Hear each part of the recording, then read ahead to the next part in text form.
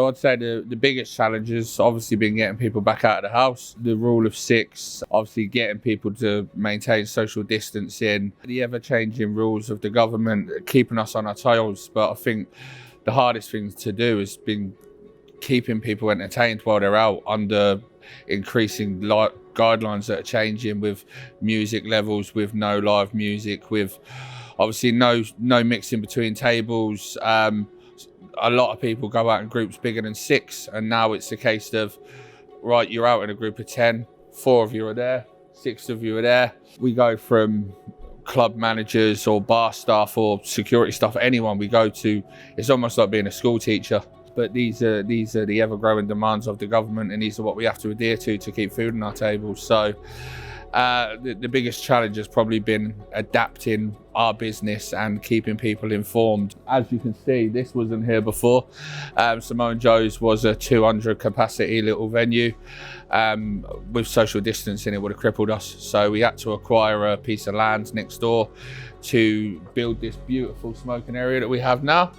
And then the rain started coming, so we had to get a purpose-built marquee done to keep people dry. Yeah, it's not the same business anymore. If things do ever go back to normal, obviously we've got something special here, but at the moment it's about keeping going and keeping this place going for as long as it can.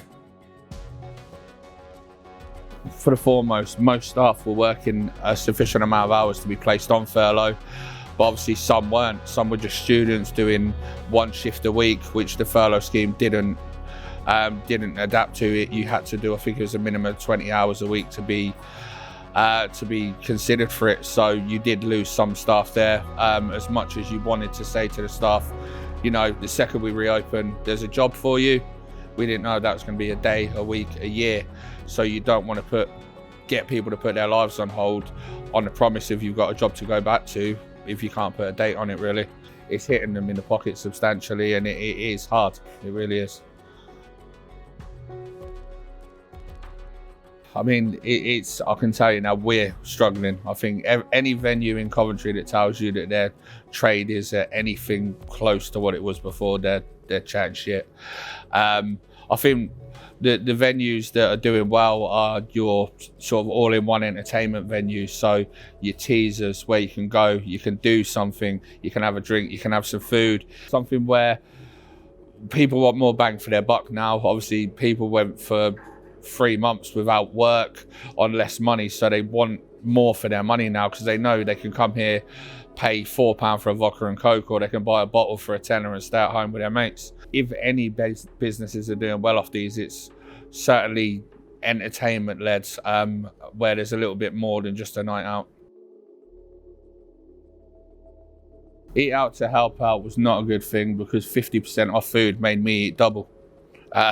So for me it was great because I put on about 2 stone and I don't need an expensive coat this winter, which I can't afford because I'm nice and warm already. But I've gone on record as saying quite a few times that I think that started the ball rolling on a second wave. And although I do believe that the intentions there were good, I think that it started the ball rolling on what is inevitably now going to be a second wave. In Coventry, compared to Liverpool, Manchester, wherever, our city centre is very small. So how can you say that places where we have people like myself, security teams all around the city that are making sure people are staying in sixes, and more importantly, the police know where they are. So from the Sky Dome to the Casbah is Coventry City Centre, so you know everyone's within there. By sending people home at 10 o'clock, when you're blaming the spike on the 17 to 21-year-olds, for me, the 17 to 21-year-olds are the ones that are going to be having the house parties. So rather than having them all where we know where they are, they can now be anywhere. Any area in Coventry. We haven't got enough police to manage them in the city centre, so where the hell do they think that we've got the resources to manage them in the whole city? That is a massive problem. I think antisocial behaviour is going to go through the roof. That's my worry, that if these 17 to 21s have caused this second spike, that this is surely going to cause a third.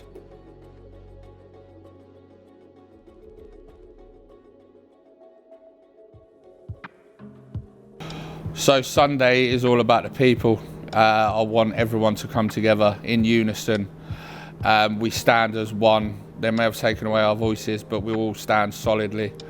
It's not just a Coventry thing, this is for the whole country. I just hope that everyone that does attend does it for the right reasons. They're there to stand together as an industry, which Coventry hasn't done for a long time. When there's been a limited customer base, nightlife venues have always been after the same customers, of course, and it's been very much us and them. Now I think this is the chance where we can start afresh, all stand together as one and see how we can move forward when we can. It's all about peace. I don't want to see any offensive placards. I don't want to see anyone trying to kick off with anyone. I just want everyone that's there to stand together as one for half an hour, leave peacefully, and show the police and the council, if no one else, that we've sent our message and we weren't ever there to cause any trouble or any harm to the city centre. Really, we love this city centre. It might not be the biggest, it might not be the best, but it's ours. No one knows when and if we'll return, and that's the biggest problem. It's so people are coming to us, when are you going to be open back to normal? Look, what is normal? Are we ever going to go back to that? You don't know. Business people that own these businesses have decisions to make with regards to, is the business viable anymore? Because as much as we know businesses, they're worth what they're worth, and you keep them going because you know they're worth it. If you deem your business as viable, surely that's your decision and not the government's.